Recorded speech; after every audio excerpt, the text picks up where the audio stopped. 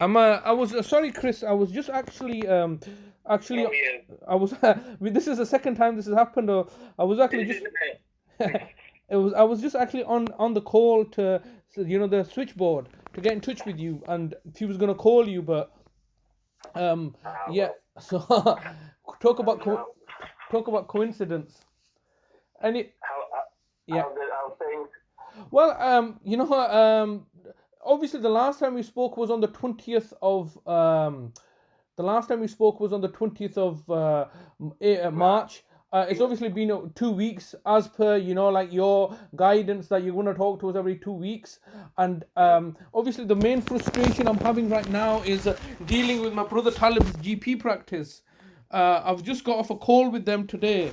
I'm obviously looking to get some clarity of understanding of what exactly has been happening, and I'm basically they don't want to talk to me anymore, and so it's placing me in a very very difficult situation. Now, the reason I'm calling you up is obviously like this is present situation, as you can appreciate, is unsustainable. Basically, two of the key aspects of my brother's care is his finances and his his finances and his medical, obviously access to medical services. Obviously the third aspect is his social care, which I'm presently struggling, I'm meeting with, with obviously a great deal of constraints. But in relation to his finances, obviously I've not heard anything back from any other point from the council. But more importantly, obviously I've been liaising with trying to get some clarity of understanding from the Department of Work and Pensions, particularly surrounding how my DWP appointee was removed. Now, it's concerning that I'm ringing them up every single week and they're telling me nobody's getting back to me from the DWP. Now, I understand that that is not under your remit as the council, but irrespective, obviously they need to explain to me exactly how my DWP appointee was removed and given initially to Adalat.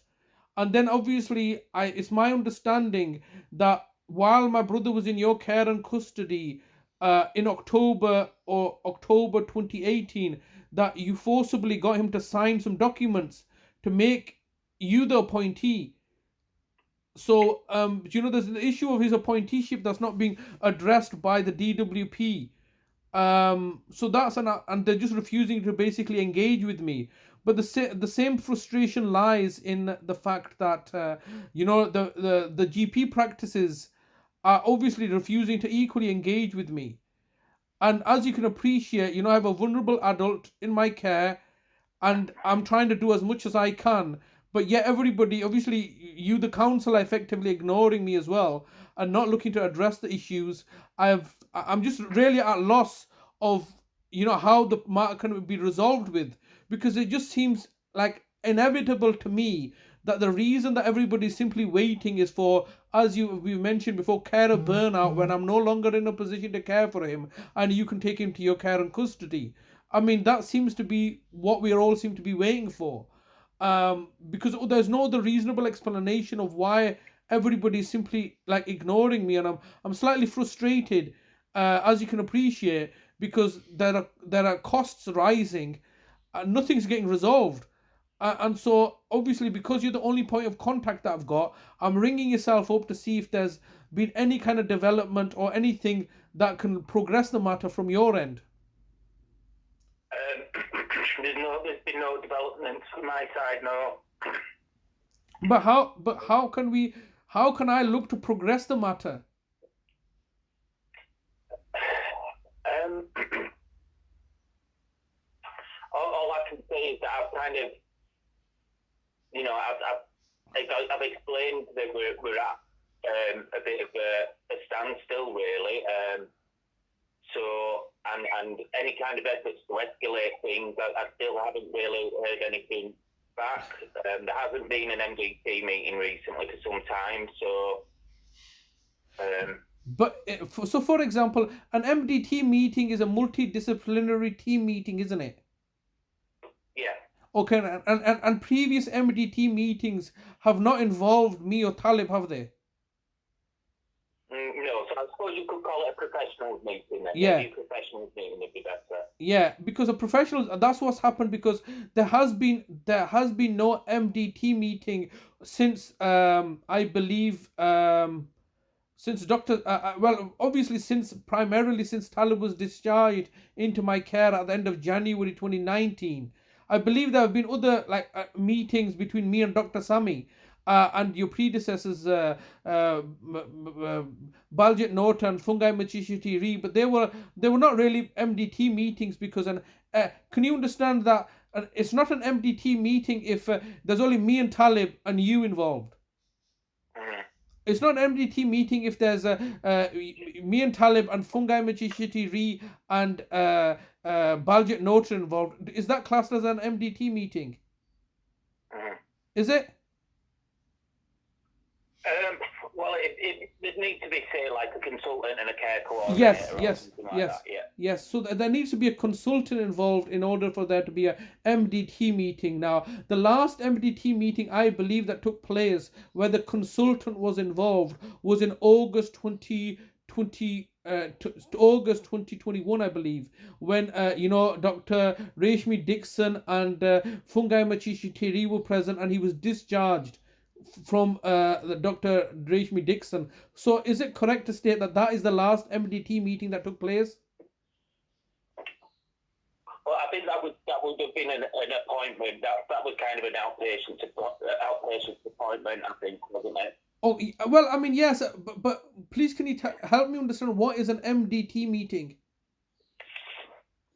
There's different professionals there. There's more than one professional. Oh, I see. So, for example, I don't know then when was the last, because can I just assume the fact that an MDT meeting involves the consultant and also somebody from Bradford Council and both me or Talib? No, not really. I mean, like I said, you'd probably call it a professionals meeting rather than an MDT meeting. Okay. Can you tell me what you define as an MDT meeting, which is a multidisciplinary team meeting? What is that? Who has to attend? It's a meeting where there might be a social worker there, there could be a nurse there could be perhaps a manager there, there might, there's people of different disciplines. Yes. Okay. So, when Talib was discharged, like obviously from Dr. Reshmi Dixon in August, there was only Dr. Reshmi Dixon and Fungai Machishitiri, which was not a council worker. So that's not classed as an MDT meeting, is it? That's just classed as a discharge appointment, yes? Yeah. Okay. Then previous to that, there have been instances where, like, I've attended. Actually, that's correct. Yes. Every time I've attended or spoken to somebody, can you tell me when actually was there a last MDT meeting in relation to my brother Talib? I probably wouldn't be able to say exactly when, but I would have thought it was definitely last year, I think. Yeah, maybe October, November last year. But October, November last year, we did not attend. No, well, that would have been a professionals meeting, that's what I'm saying. Yeah, I think that was the last time there was a meeting, yeah. Okay, no, I'm not asking about professionals meeting, because obviously professionals meetings do not involve the patient, do they? The patient was not present. No.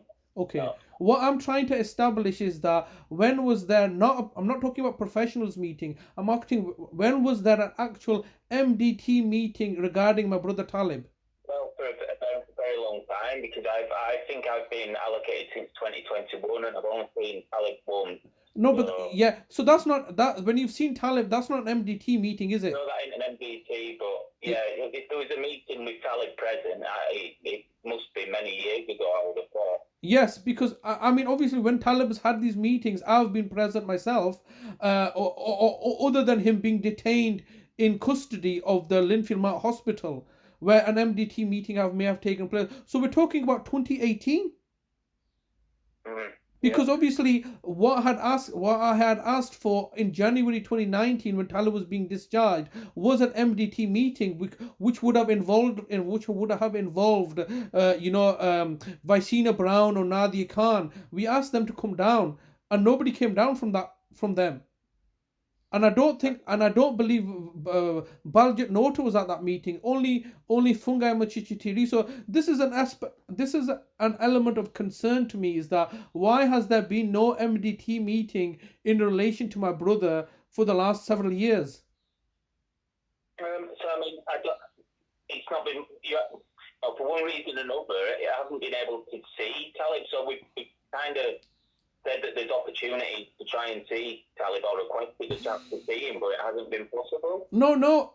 You're asking to see Talib. If you, for example, if you were to come down to see Talib today, that's not an MDT meeting, is it?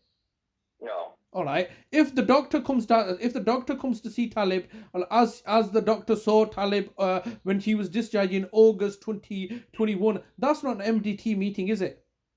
No. Okay. So my question is this: that why has there been no MDT meeting for the last several years? Because obviously, as you can appreciate, and I would imagine that an MDT meeting would be necessarily held where the GP would maybe be present. If for example, you and the GP were in a meeting with me and Talib, or just with Talib, would that be classed as an MDT meeting because you would be the social worker and the GP would be medical?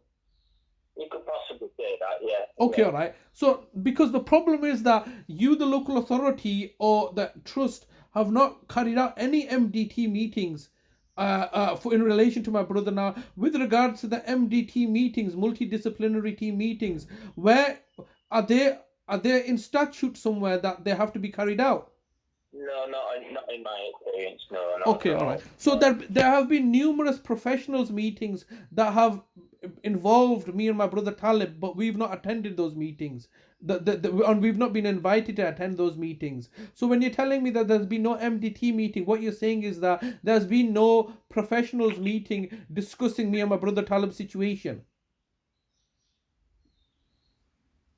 No, there has been professionals meetings, yeah, but there hasn't been a meeting that Talib or yourself have been present at. No, that's right. So those are professionals meetings, and you're telling me the last professionals meeting happened in November.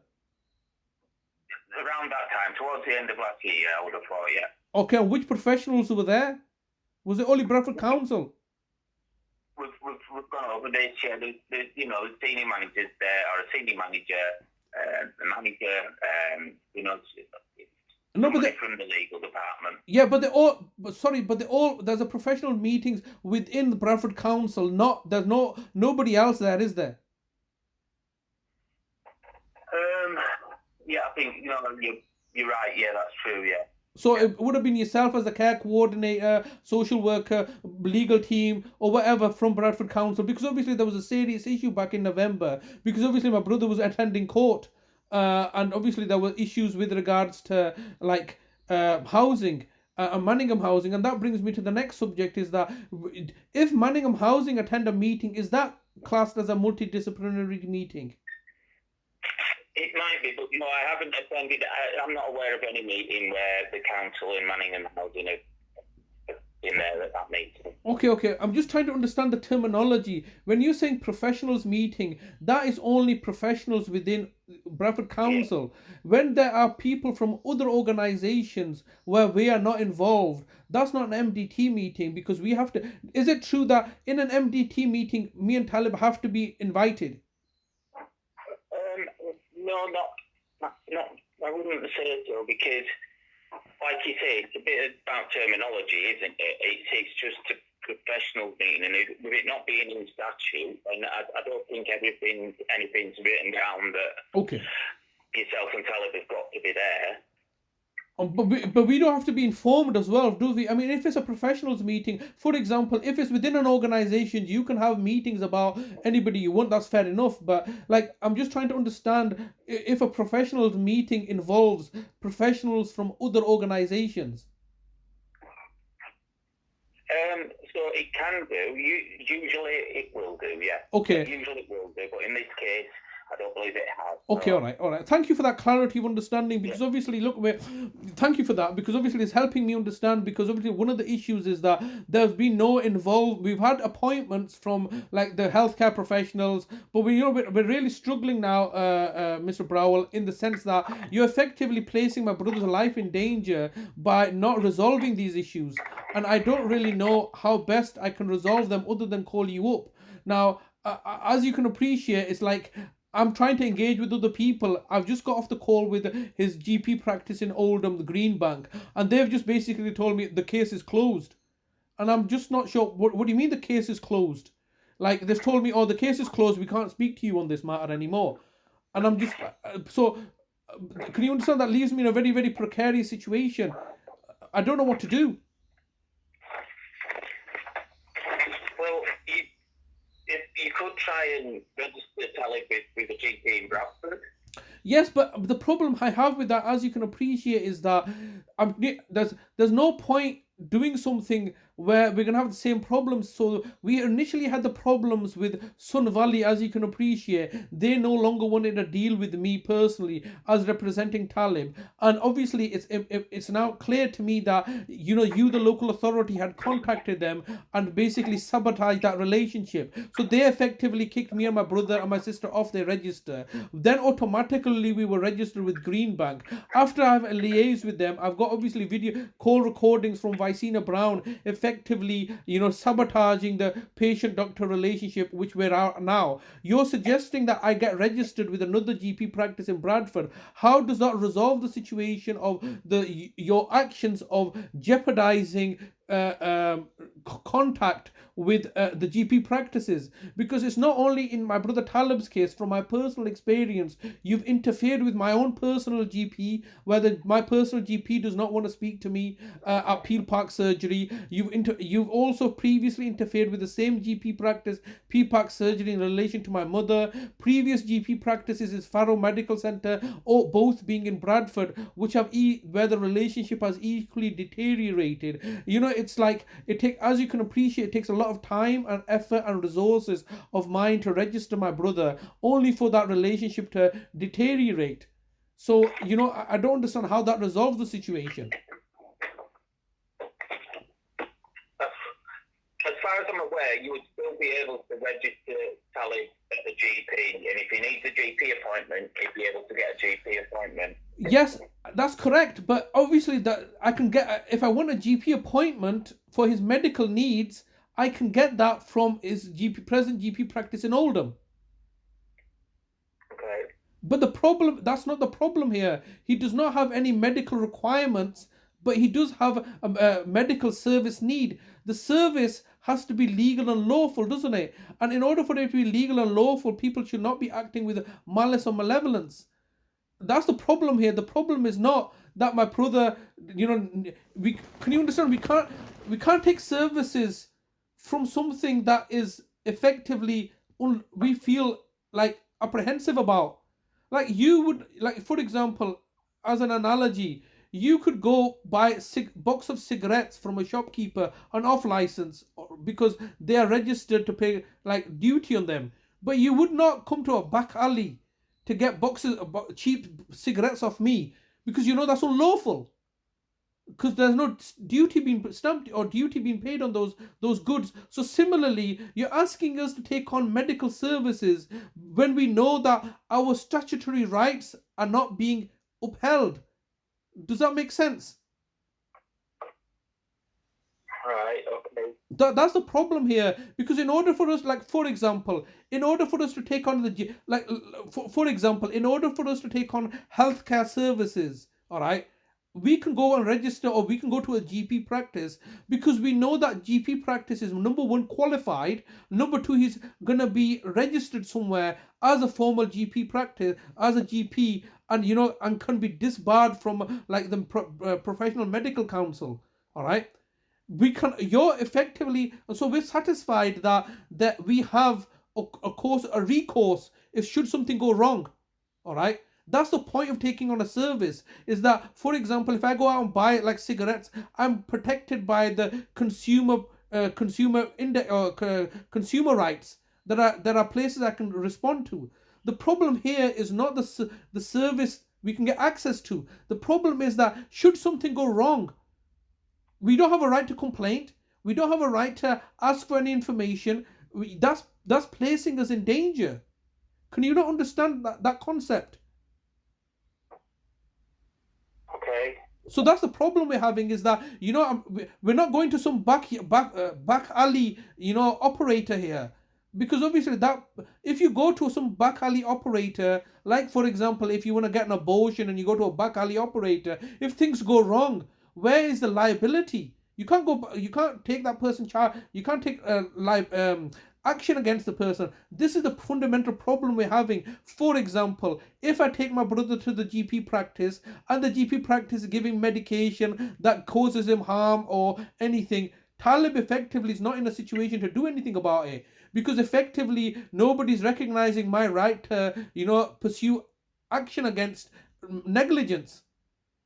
You cannot provide a service, a legal, a lawful service, without having the consequences of liability should something go wrong. But ultimately what you're asking us to do now, and this is one of the, coming back to the same reason that we're unable to take the money from you, is because we don't understand how you have got the legal liability of getting Talib's money. And it seems unlawful to me, because you've only got 2 ways to get the money, Talib's benefit money. Either Talib signed over the DWP appointee to you at a time when he was incarcerated, which is under duress, effectively unlawful. And secondly, you've got a court order, which obviously we're contesting is unlawful, because his mental capacity was never undermined, and we provided evidence for his mental capacity. So, we cannot take on any services unless we know that we as a consumers have protection. And we don't presently have that protection, because because obviously I've spoken to Sun Valley and Greenbank, and they have told us, Bradford Council, and this is quite evident. I have evidence of the fact that Vicina Brown has contacted the GP practices and interfered in that relationship and asked them to do things that were contrary to their fiduciary duty of care to my brother Talib, and acted in the interest of Bradford Council. But the Bradford Council has not told me under what legal framework they've done this. So simply, it's simply as this, that you, Mr. Browell, if we get registered with our GP practice here in Bradford, it's a relationship of trust, of which we have to be courteous and respectful to the staff members and the GPs and the practice, and equally we expect not to be treated in a negative manner or acted against. Now, if you then ring them up and speak to the practice manager and say, oh, do you know that Shazad has been convicted of criminally defrauding his brother money, and we're concerned about this, and therefore we're asking you to do X, Y, and Z under safeguarding, then can you understand that jeopardizes my role as my brother's carer and that relationship? So can you understand why I would be apprehensive of registering my brother somewhere else? Yes, yeah. Okay, so you understand this, yeah? So that is why I'm unable to register him somewhere, because obviously my brother's given authority for me to get his data from Greenbank, and equally from Sun Valley, and that matter has been stonewalled. So deliberate attempts are being made to sabotage my relationship. And frankly speaking, Mr. Browell, this sabotaging efforts by Bradford Council are not just limited to the GP practice, and are not limited to just the Department of Work and Pensions, but evidently have had the scope of going to the Office of the Public Guardian, the Courts and Tribunal Services, the Housing Association, the Care Quality Commission, the Information Commissioner's Office, and the General Medical Council, because all of them seem to be taking instructions from you, Bradford Council, but more, which is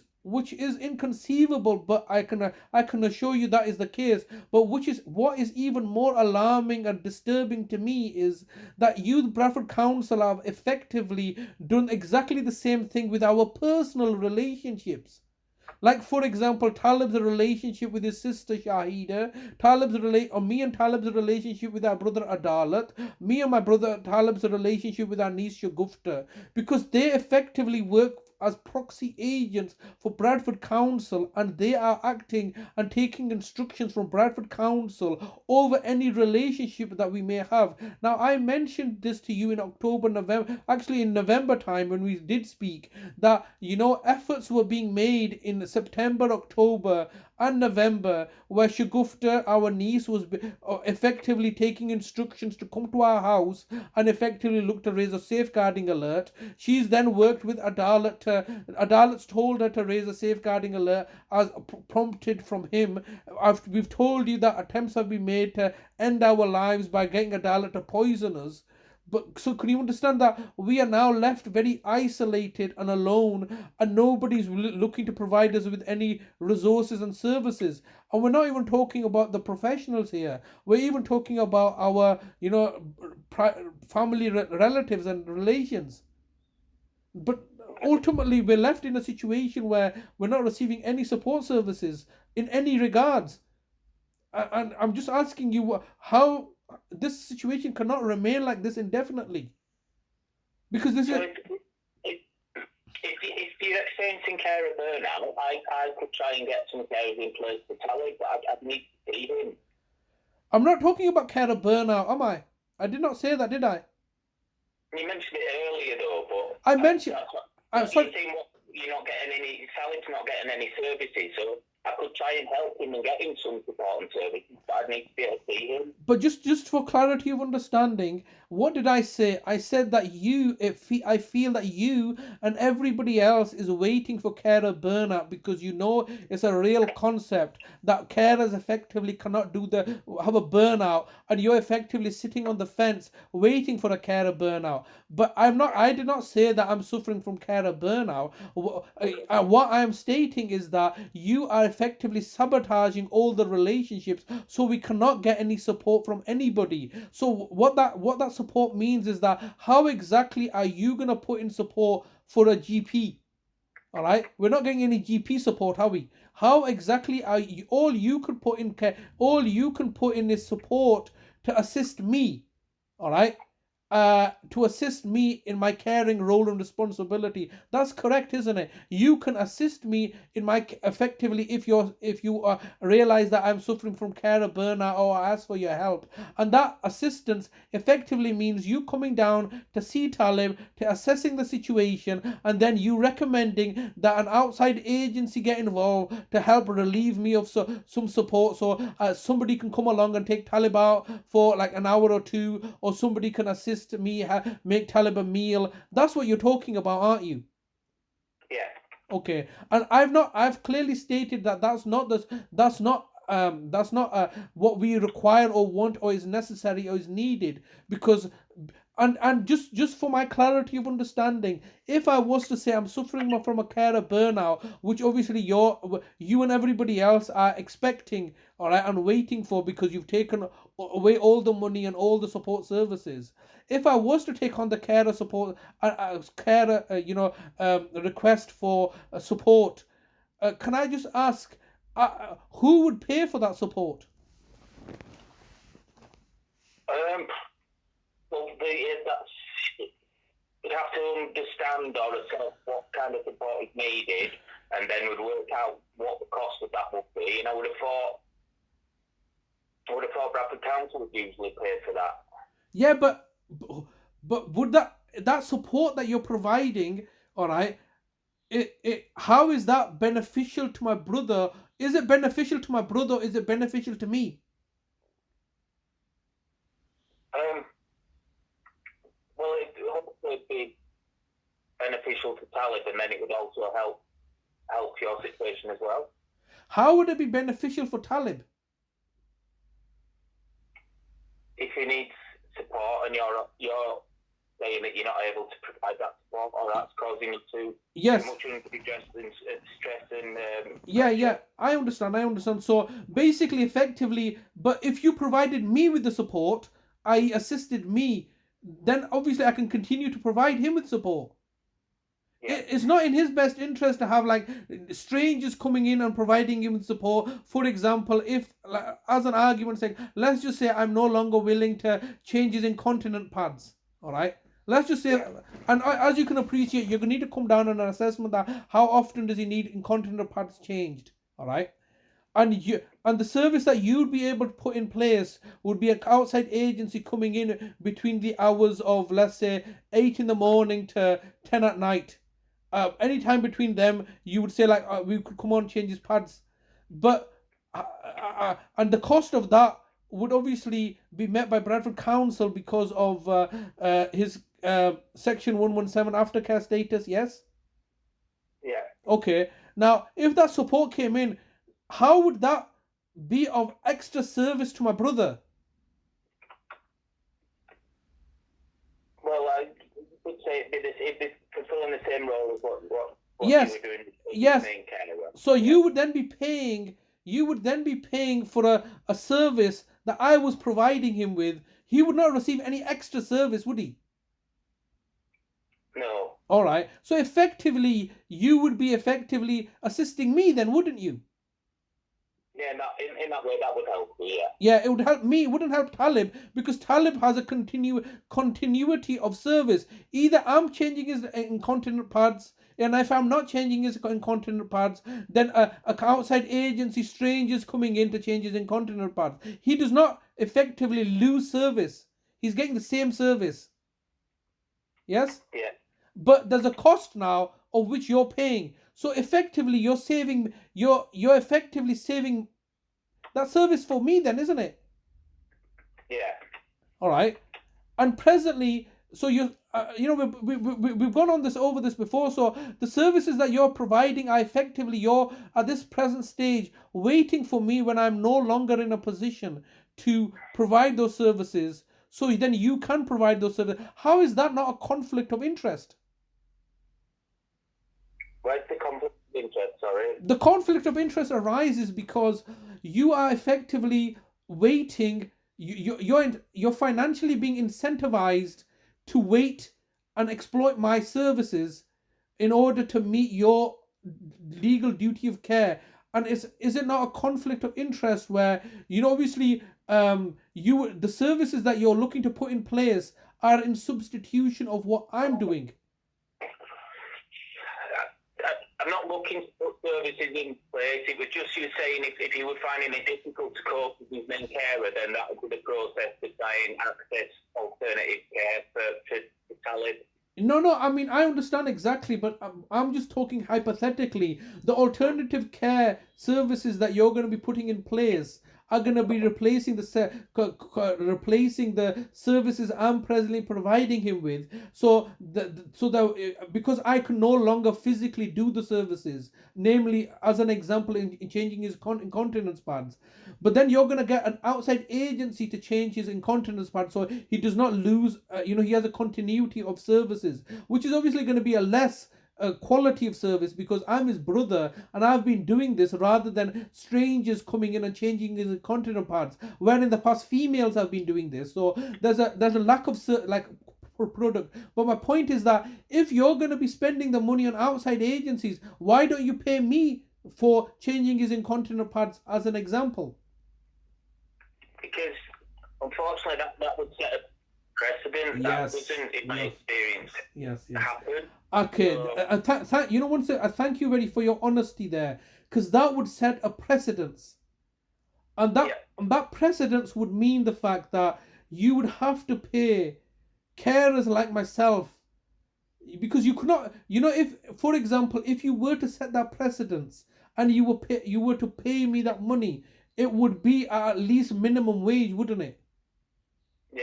All right, and if you were to pay me, and I set a precedence by paying me a minimum wage, all right, for changing his incontinence pads, then that precedence would mean that anybody it should equally be treated the same. Yes. Okay, and can you just roughly tell me how many people there are like me? There's probably quite a lot of people who act as the main carer for